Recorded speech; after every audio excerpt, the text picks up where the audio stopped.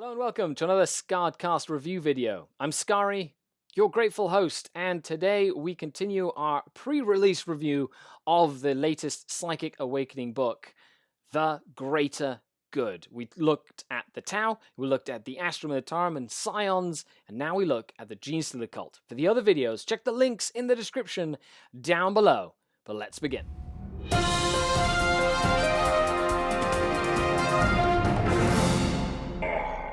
The Dark King. The Genestealer Cults, insidious misdirection as they come out of the sewers, and the rising that has taken generations to plan comes to fruition with their rules. We've had a lot of fun taking a look at the pre-release book. I love the Genestealer Cults from a lore perspective, and I love them from a rules perspective. I think even though Genestealer Cult have had a bit of a rough go of things in the current Space Marine dominated meta at a tournament level, I feel like there's a lot of stuff going for them for a very smart tactical player. And having options and being able to think outside the box is what makes Genestealer Cult so appealing to me as a thinking player. So in Psychic Awakening, The Greater Good, they have gotten a few cool different things. What they've done, they've sort of like re-released some of the errata that they've kind of like put in FAQs and stuff just to make it simple and put it in one spot so you don't have to figure out a bunch of stuff. But the way that ambush markers work and Brood Brothers work and, you know, how cult ambush works. So take a read. You know, if there's anything glaringly different that I clearly skipped, make sure you leave a comment down below. Be like, Skari, you forgot to note and mention this. And I'll be like, okay, I will make a note of that for later. So what do you get? So first of all, you get your create your own cults, so cult creeds. You get a series of stratagems. You get cult-specific psychic powers, and you get a name generator. Out of all the factions in this Psychic Awakening book, I feel like Genestealer Cult got the lower end of the stick in terms of number of rules. However, their book is probably one of the ones that needs the least amount of tweaking. It's still a very powerful book.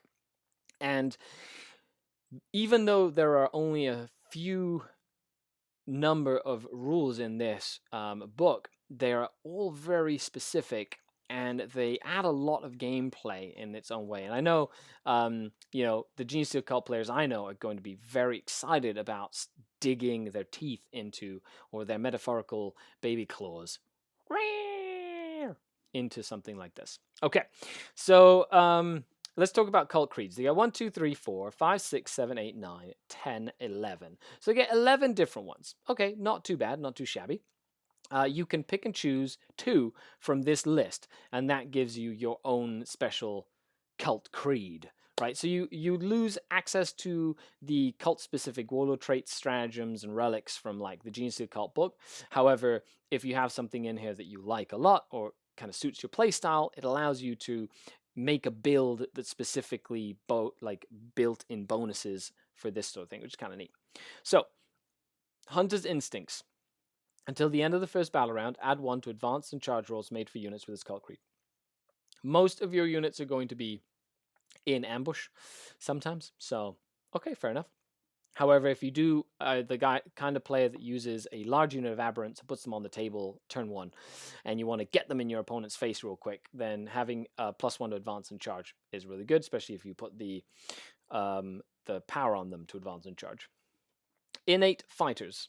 When resolving an attack made with a melee weapon by a model with this creed, in a turn in which it charged or was charged or heroic intervened, reroll 1s. So it's like a built-in banner. If you want to save points on having banners, it's just reroll 1s to hit.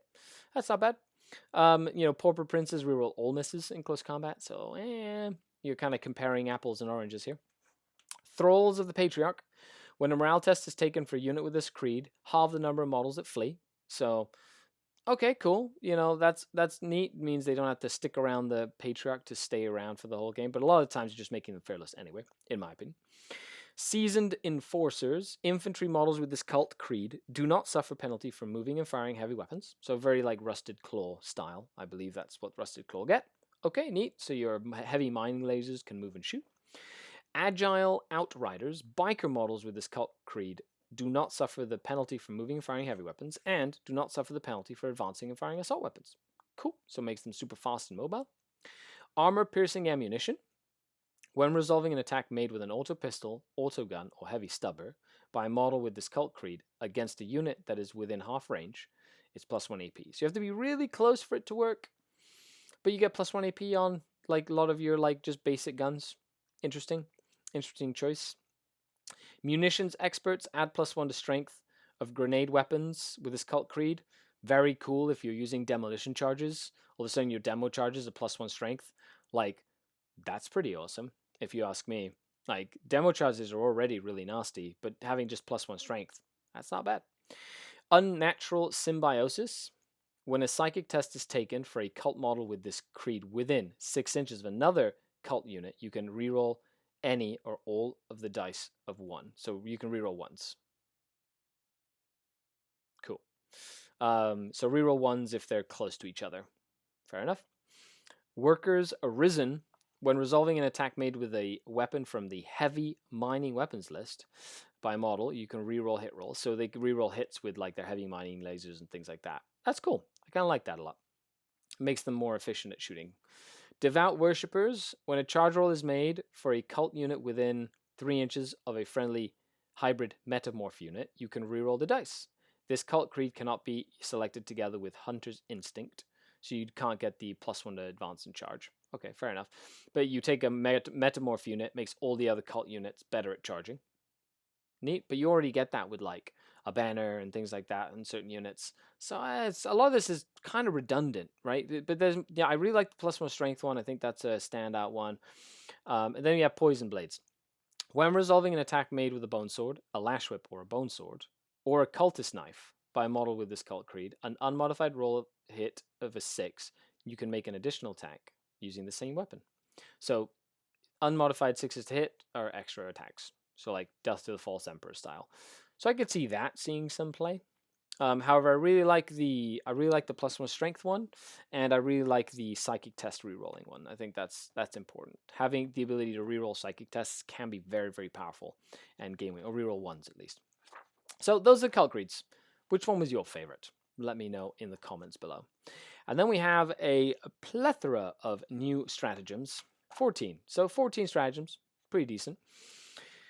Now these, I'm definitely going to probably spend a little bit of time on because their impact is something that you sort of had to digest a little better when you're really looking at Genestealer Cults as a whole. And that's the thing that probably takes the most time, is really understanding context of how to use these. But once you understand the context, you can see that some of them are very, very powerful. So Prepared Ambush.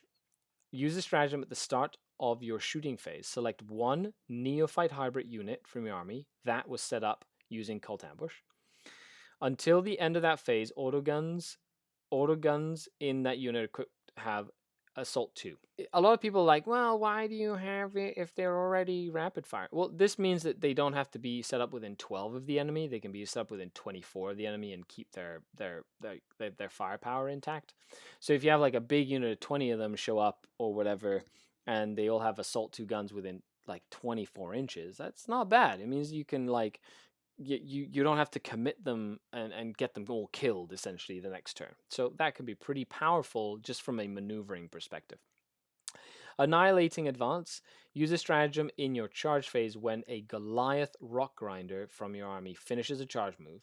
Select one enemy infantry unit within an inch, and on a 2+, you suffer D3 mortals. So it's like a little Hammer of Wrath attack. Cool. Then we have Integrated Voxnet. So 2 command points. Use a stratagem at the start of your shooting phase. Select one Jackal Alphas model from your army, and until the end of that phase, replace the target model, like pick a unit and get +1 to hit, with the next thing. Vox Contact. At the start of your shooting phase, select an enemy unit within 36 inches and visible to this model. Until the end of that phase, when resolving an attack made by friendly cult models, so anyone with the same cult as the Jackal, against that unit, whilst that model is within 18 of this model, you add +1 to hit. An enemy unit can only be selected as a target of this ability once per phase. So what it does, it increases the range of that Jackal Alpha's +1 to hit from 6 inches and 12 inches only for bikes to 18 inches for everyone.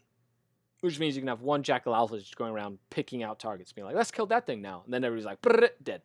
It's really cool. I really like that a lot. For one command point, close range shootout. Some of these are really funny, by the way. Use this stratagem in your shooting phase when an Atlan Jackals unit from your army is chosen to shoot with. Those are the bikes. Until the end of that phase, when resolving an attack made with a pistol or assault weapon against an enemy unit within 12, you can reroll wound rolls. So really good if you're running up with a bunch of shotguns, or pistols. Like fly up close with shotguns, reroll wound rolls with all their shotguns. Like 45 bikes is no joke. And giving them reroll wounds at close range is really good. Like for one command point, incredibly good.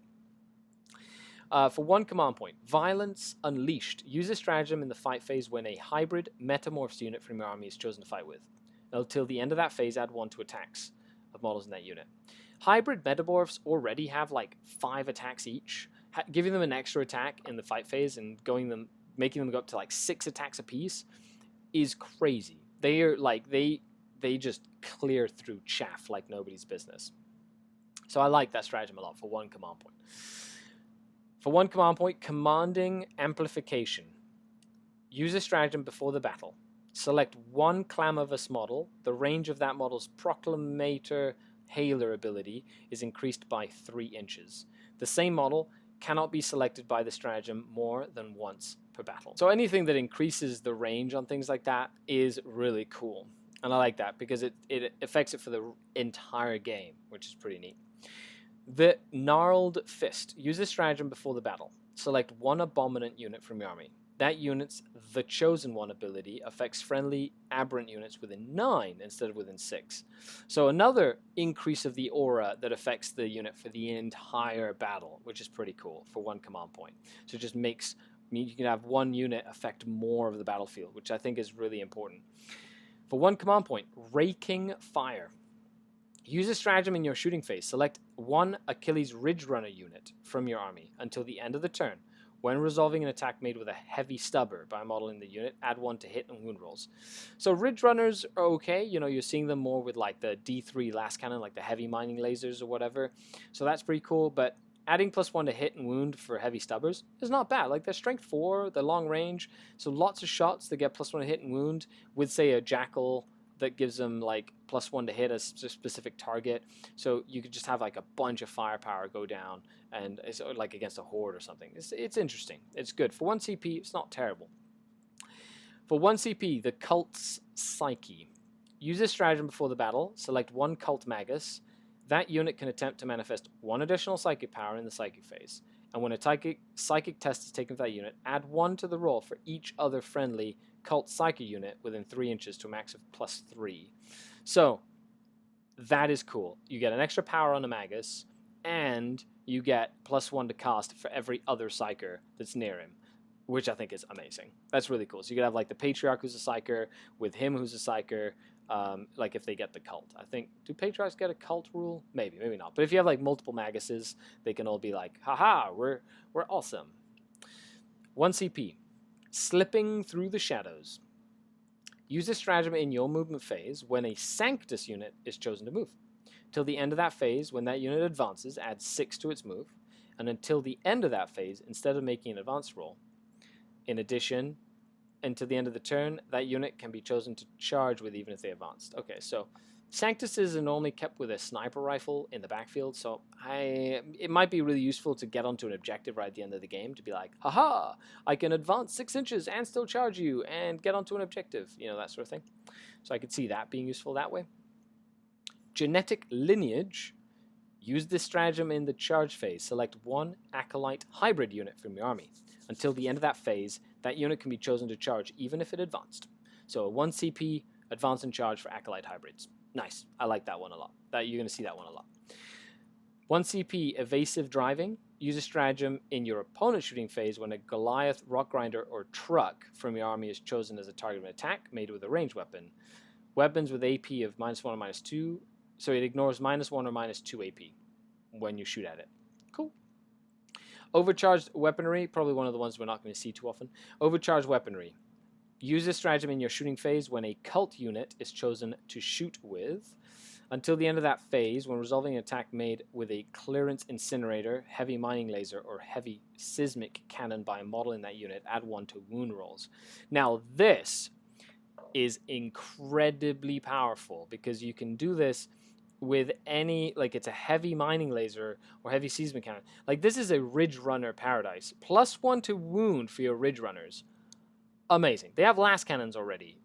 You know, or they have like heavy mortars or whatever. +1 to wound, incredibly good. Like, for 1 command point, that's so powerful. It's like Veterans of the Long War, but for last cannon. Like, it's great. I love that one. That one's really good. The Heart of the Creed is another one, the last one. Use a stratagem before the battle. Select 1 Primus model. When it's set up on the battlefield for the first time, you can select 2 Meticulous Planner abilities, so you can do it and pick 2 different units to be reroll ones to wound against when it drops down. I kind of like that. That's good. So you can kind of attack in 2 different locations at once. And then we have some cool cult psychic powers. There's some cool Genestealer cult name generators, like Skier Valka, or Jerick Varnway, or Groust Desh, or Ganar Creel.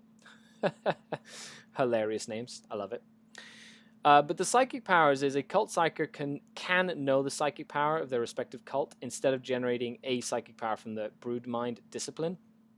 And a cult psyker can instead know the appropriate cult power from the list below. So they can learn their cult power. Okay, interesting. There's different ones. These are for the specific cults that are already known in the cult book. The one for the Cult of the Four-Armed Emperor, warp charge of 8. Select an enemy infantry unit within 18 until the start of your next psychic phase. Halve the movement in models in that unit and halve any advanced or charge rolls. So this is a psychic power tremor shell. I cannot state this enough. Anything that affects movement in this game can be game winning. That is a very powerful spell against infantry. Like, you could be like, are those your Centurions? They're going to stay right where they are, so they can't charge me. Or, you know, is that a big unit of Bullgrin? Unit of Bullgrin is just going to stay where it is, so I can charge you. Is that a big unit of Grotesques? Slow down, Grotesques. You're not going nowhere. It's really cool. It is a high value of 8, though. That's a huge charge value. The Hive Cult Synaptic Blast. Warp charge value of 6. Select an enemy unit within 18 and visible. Roll a d6 number equal to the number of Hive Cult models in your army within 3 inches of that unit. For each roll, a 6 suffers 1 model wound. If you have 20 models within 3 inches of an enemy unit, then you'd roll 20 dice. It's interesting. It's interesting. You know, if you had like a knight and you surrounded it and just stayed within 3 inches with your entire unit of acolytes and did 20 dice rolls, you know, can you even fit 20 models within? You have to be an inch away, so you'd have to do it 2 rows deep. But, you know, you could be like, and it's for every model. So if you could, I guess you could make it like crazy, like, you know, surround a unit with like multiple Hive Cult units to try to get as many models as possible around a specific unit, and just roll a dice for every one of your models. So the more models you can get around a unit, the more damage you have potentially to do. For a warp charge value of 6, it's okay. It's not bad. Very, very situational. The Bladed Cog gets Undying Vigor.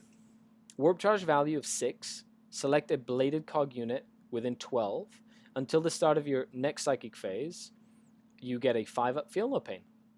That's really cool. I really like that one. That's essentially Catalyst, but for Genestealer Cult. Great. Rusted Claw. Inescapable Decay. Warp charge value of 6. Select an enemy vehicle within 18 and visible. Until the end of the turn, when resolving an attack made with a weapon against that unit, improve the AP by 1. So you pick one unit, everything that shoots at it is AP extra. 1 extra AP. Okay, not too bad. The Pauper Prince's Last Gasp. Warp charge value of 7. This one is one of my favorites. Manifested, select 1 Pauper Prince unit within 12. Until the start of your next psychic phase, when a model is destroyed, before removing the model on a 4+, it can either shoot with one of the guns or fight with 1 attack. So the Pauper Princes have that as an aura ability on their characters. They can be like, okay, so anyone within 6 inches of this model, then you can up it to 9 inches, I believe, with a stratagem or like a relic. So everybody within 9 inches has this ability. But this, you can pick a unit away from the fight, and when they die, they get to shoot. It works really well in conjunction with flamer pistols, where they can be like, if I die on a 4+, I shoot you with my flamer pistol. I think that's really powerful. And then we have the Twisted Helix. It is mutagenic deviation, warp charge value of 6. If manifested, select one enemy infantry unit within 12. Until the start of your next psychic phase, when resolving an attack made with a melee weapon by a Twisted Helix model against that unit, add +1 to wound. So you can pick an enemy unit, you get +1 to wound it in close combat. That's pretty cool. I like that one a lot, because +1 to wound, you know, when you have tons and tons of attacks, you go in, you get +1 wound. It's really neat. It is against an infantry unit, so it is a little bit more really against like Marine meta, because they have a lot of infantry right now. Well, I hope you guys enjoyed it. Let me know what you think is your favorite thing with the Genestealer Cult. And that is our review for Psychic Awakening, The Greater Good. What are you excited about with the Genestealer Cult? If you haven't already, make sure you check out the links below for the Tau review and the Astra Militarum and Tempestor Scion review. But other than that, thank you Games Workshop for sending this over to the channel. Make sure you preview or order your copy today.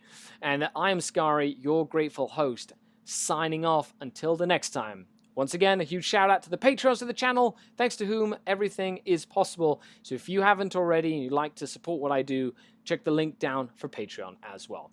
Cheerio, everybody. You guys are amazing. I'm Skari, your grateful host. Signing off until next time. Skari out.